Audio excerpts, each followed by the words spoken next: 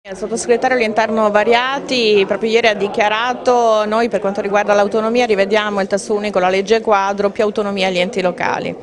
Ma guardi, il sottosegretario Variati è del PD, il PD è quello che ci ha vietato di fare il referendum, ci ha portato in Corte Costituzionale, ci siamo stati 13 mesi e alla fine la Corte ha dato ragione a noi. Noi siamo andati al referendum perché abbiamo vinto una causa contro il governo del PD.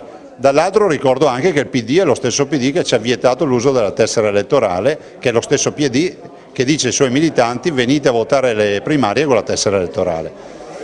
Se il buongiorno si vede al mattino è questo, però guardi, io sono sempre fiducioso, vedremo cosa propongono. Intanto la clessidra continua a funzionare e la sabbia sta finendo. Ma con Boccia non eravate rimasti con un programma costruttivo? Assolutamente sì, nel senso che sto attendendo, visto e considerato che c'è solo una proposta di legge di 68 articoli del Veneto che rappresenta il quadro per l'intesa firmabile. A tutt'oggi anche il Conte 2 non ha prodotto nulla.